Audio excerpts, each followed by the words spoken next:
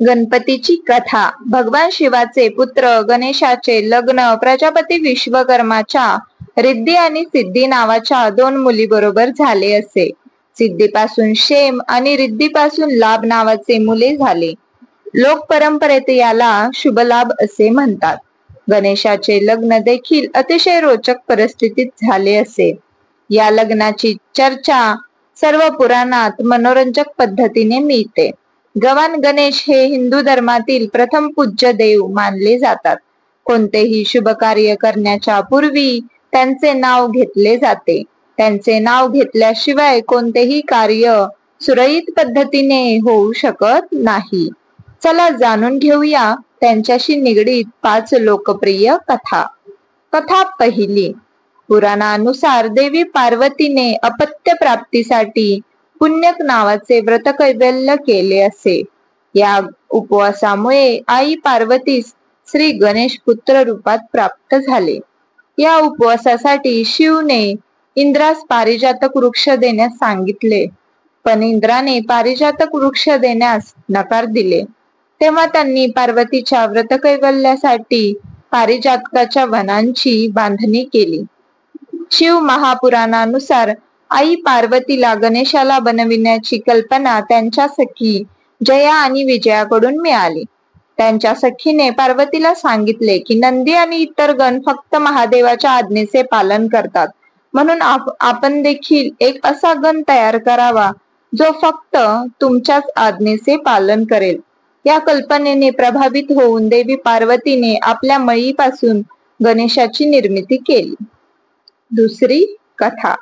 एका कथेनुसार शनीची दृष्टी पडल्यामुळे बाळ गणेशाचं डोकं जळून भस्मसात झाले.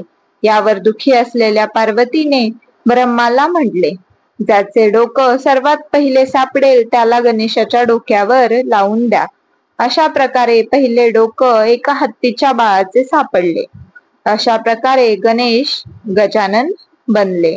एका दुसऱ्या आख्यायिकेनुसार गणेशाला दारात बसवून पार्वती अंघोळ करण्यास गेल्या. तेवढ्यात शिव आले आणि पार्वतीच्या निवासस्थळी जाऊ लागले. गणेशाने त्यांना जाऊ देण्यास नकार दिले, तर संतापलेल्या महादेवाने त्यांच्या डोक्यावर मार केला. या गणेशाचा जन्म पार्वतीने चंदनाच्या मिश्रणाने केला असे. जेव्हा पार्वतीने बघितले की त्यांच्या मुलाचे डोकं कापले गेले आहे, तर त्या फार संतापल्या. त्यांच्या रागाला शांत करण्यासाठी भगवान शिवाने एका हत्तीच्या बाळाचे डोकं गणेशाच्या डोक्यावर लावून दिल्यावर ते जिवंत झाले. तिसरी कथा. एकदा शिवाप्रमाणेच गणेशांनी भगवान परशुरामाला कैलास पर्वतावर जाण्यापासून रोखले. त्यावेळी परशुराम कार्तवीर्य अर्जुनाचे वध करून कैलासावर शिवदर्शनाच्या इच्छेने गेले असे. ते शिवाचे अनन्य भक्त होते. गणेशाने रोखल्यावर ते गणेशाशी युद्ध करू लागले. गणेशाने त्यांना धूळ चाटवली. तेव्हा परशुरामाने शिवाने दिलेल्या परशुचा वापर गणेशावर केला, ज्याच्यामुळे गणेशाचा डावा दात तुटला. तेव्हापासून ते एकदंत म्हणवले जातात. चौथी कथा. भगवान विष्णूंचे लग्न देवी लक्ष्मीसह करण्याचे योजिले. सर्व देवांना आमंत्रण मिळाले, पण गणेशाला दिले नाही. भगवान विष्णूंच्या मिरवणुकीच्या वेळी सर्व देव आपापसात चर्चा करू लागले की गणेश नाही. मग सर्वांनी विष्णूंना विचारले, तर त्यांनी म्हटले की आम्ही गणेशाच्या वडिलांना म्हणजेच महादेवांना आमंत्रण दिले आहे. जर गणेशाला वडिलांसोबत यायचे असेल तर आले असते. तर काही जण म्हणू लागले की ते जास्त खातात आणि ते आले तरी त्यांना घराच्या संरक्षणासाठी बसवून देण्यात येईल. नंतर ही गोष्ट गणेशाला समजतात त्यांनी आपल्या मूषक सैन्याला पुढे पाठवून वाटेला खालून पोकळ करून दिले. वराड तिथून निघाल्यावर रथांची चाक जमिनीत रुतली. बऱ्याच वेळा प्रयत्न केल्यावर देखील चाक नाहीच निघाले. सर्वांनी आपापल्या परीने प्रयत्न केले, तरीही निघाले नाही. बऱ्याच जागीतून तुटायला लागले. कोणालाही सुचत नव्हते की आता काय करावं. तेव्हा नारदजींनी सांगितले की आपण गणेशाचा अवमान करून चांगले केले नाही.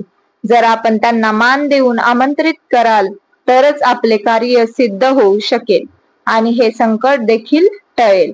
मग शंकराने आपल्या सेवक नंदीला पाठवले आणि ते गणेशाला घेऊन आले. गणेशाची आदराने पूजा करताच रथाची चाके निघाली. 5वी कथा. देवी पार्वतीला सर्व देवांनी अमृतापासून तयार केलेले एक दिव्य मोदक दिले. मोदक बघून दोन्ही मुले कार्तिकेय आणि गणेश आईकडून मागू लागले. तेव्हा आईने मोदकाच्या महत्वाचे वर्णन करून म्हटले की आपल्या दोघांमधून धर्माच्या दृष्टीने श्रेष्ठ होऊन सर्व तीर्थक्षेत्रांना प्रथम भेट देईल त्यालाच हे मोदक मिळेल. आईची गोष्ट ऐकून कार्तिकेय तर आपल्या मोरावर बसून एक चांगले मुहूर्त बघून सर्व तीर्थक्षेत्रांना भेट देऊन आले. इथे गणेशाचं वाहन उंदीर असल्यामुळे ते असं करण्यास असमर्थ होते. तेव्हा गणेशाने अत्यंत आदराने आपल्या आई वडिलांच्या भोवती प्रदक्षिणा घालून त्यांच्या समोर जाऊन उभे राहिले. हे बघून आई पार्वती म्हणाल्या की सर्व तीर्थक्षेत्रात केलेले स्नान, सर्व देवांना केलेला नमस्कार, सर्व यज्ञाची फलप्राप्ती, सर्व प्रकारचे उपवास, मंत्र, योग आणि संयमाचे पालन हे सर्व आई वडिलांच्या पूजेच्या 16व्या भागाच्या बरोबर देखील असू शकत नाही.